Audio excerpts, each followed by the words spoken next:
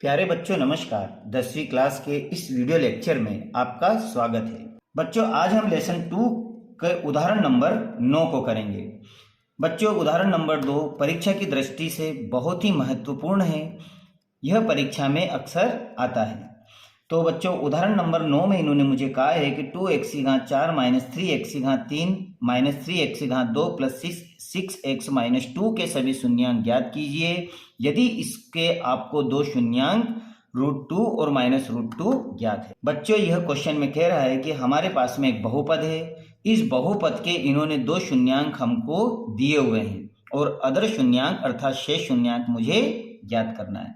तो इसे करने के लिए बच्चों सबसे पहले तो इन दो शून्यांकों का मल्टीप्लाई करके मैं एक बहुपद तैयार करूंगा और इस बहुपद से मैं दिए हुए बहुपद को डिवाइड करूंगा अर्थात भाग लगाऊंगा और भाग लगाने पर जो मेरा भागफल आएगा उसके फैक्टर करके फिर मैं इसके दो शून्यांक ज्ञात कर लूंगा। तो ये तो इसे करने की विधि।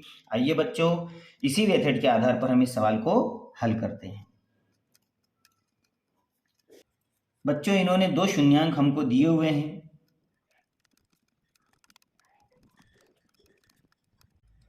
तो बहुपद के दो शून्यांक √2 और माइनस √2 है। तो बच्चों मैं मान लेता हूं कि ये दोनों ही x के बराबर है क्योंकि हमारा बहुपद x में था तो ये x के बराबर होगा। तो मैं मान लेता हूं कि माना x बराबर √2 और x बराबर माइनस √2। तो अब मैं इसका पक्षांतरण x की तरफ कर देता हूं तो ये प्लस से हो जाएगा माइनस √2। उसी तरह से इसका पक्षांतरण में इधर करूंगा तो x प्लस √2। तो इस तरह से मेरे पास दो ब्रैकेट आ गए। अब बच्चों इस ब्रैकेट को मैं फार्मूले के द्वारा सॉल्व कर सकता हूं अर्थात मैं लिख सकता हूं यहां पर कि a माइनस बी और a प्लस बी बराबर होता है a² माइनस b²। या फिर आप ब्रैकेट को डायरेक्ट ही मल्टीप्लाई करके सॉल्व कर लीजिए। मैं इसे फार्मूले से सॉल्व कर रहा हूं।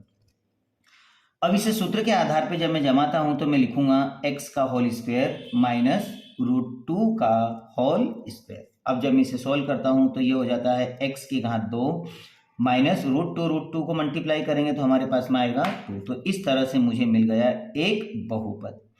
अब बच्चों इस बहुपद से मैं इसको डिवाइड करूंगा, भाग लगाऊंगा। तो भाग लगाने के लिए मैं लिखूंगा x² माइनस 2 से मैं डिवाइड करूंगा 2x की घात 4 माइनस 3x की घात 3 minus 3x² plus 6x minus 2 को। बच्चों पिछले वीडियो में हमने भाग लगाने की मेथड सीखी थी। इसमें हमने सीखा था कि पहली संख्या को भाग लगाएगी, भाग लगाने पे जो आंसर आएगा उसमें सेकंड संख्या मल्टीप्लाई करेगी। हमें पता है कि भाग में घातें घटती है और गुणे में घातें जुड़ती है। इसका कोफिशिएंट 1 है तो 1 2 को कितनी बार डिवाइड करेगा, 2 बार डिवाइड करेगा। और x की घात 4 में से जब 2 को घटाओगे तो आपके पास बचेगा x की घात 2 और ये हो जाएगा आपका x की घात 4। ये लग गया पूरी तरह भाग। अब हमारा दूसरा नियम क्या कहता है कि जो आंसर आया है वो इसमें मल्टीप्लाई करेगा। तो माइनस प्लस माइनस और वो भी इसके सेम डिग्री के नीचे ही मुझे लिखना है। तो 2 2 2 दूनी 4x²। तो बच्चों ये हमें ध्यान देना है कि जब इसका मल्टीप्लाई किया जाए तो उसकी सेम डिग्री के नीचे ही मुझे इसे लिखना है। अब बच्चों इसके कर देते हम साइन चेंज। जैसे कोई प्लस में है तो माइनस और माइनस में है तो ये हो जाएगा प्लस। ये धन ऋण के दोनों कैंसिल हुए। ऊपर से उतारा हमने 3x की घात 3 और प्लस माइनस माइनस, लेकिन बड़ी संख्या प्लस की है इसलिए प्लस का निशान आएगा। 4 में से 3 जाएंगे तो आपके पास बचेगा x²। ऊपर से उतार लो बाकी की संख्या 6x माइनस 2। अब वही नियम, पहली संख्या को भाग लगाएगी, जो आंसर आएगा उसमें दूसरी संख्या मल्टीप्लाई कर लेगी। प्लस माइनस माइनस पहले निशानों का भाग। 8 की टेबल में 3 टाइम्स आता है। 3 में से 2x की घात को घटाएंगे तो 1x आएगा। इस तरह से यह आ जाएगा हमारा माइनस x की घात 3। अब हम इन दोनों का जो आंसर आया उनका मल्टीप्लाई कर देते हैं तो माइनस माइनस ये होगा प्लस और 3 दूनी 6x। जिसकी डिग्रियां सेम है उसके नीचे ही मुझे इसे लिखना है। अब हम करते हैं इसके निशानों को चेंज।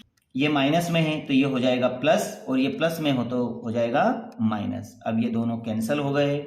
ऊपर से उतारा हमने x की घात 2 और प्लस माइनस माइनस, और ये दोनों ही सेम है इसलिए दोनों भी कट जाएंगे, शेष बचेगा मेरे पास में -2।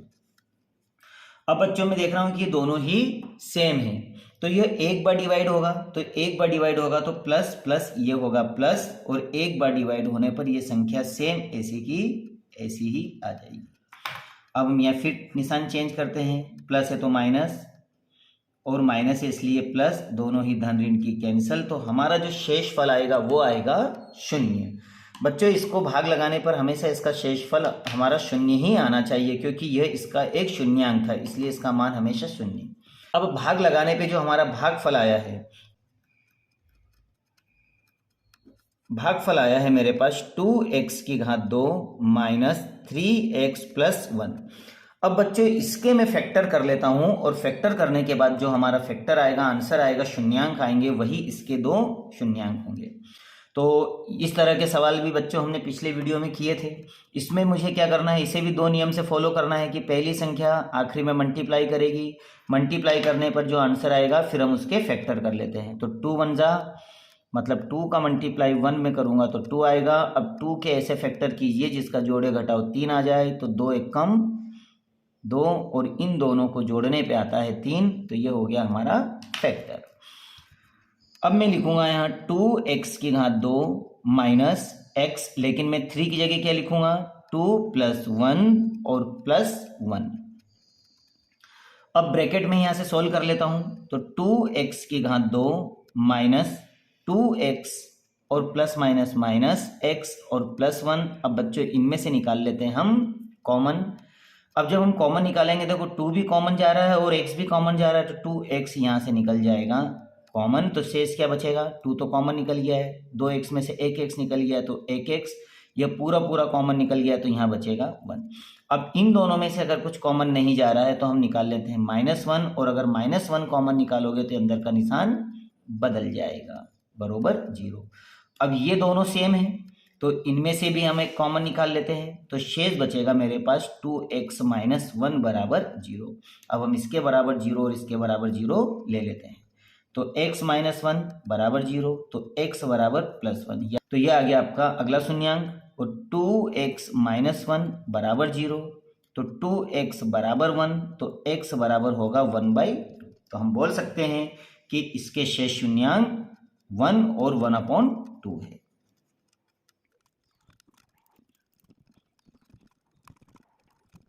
और यही आपका आंसर है। बच्चों यह सवाल परीक्षा की दृष्टि से बहुत इंपॉर्टेंट है, आप इसे अच्छी तरह से कर लें।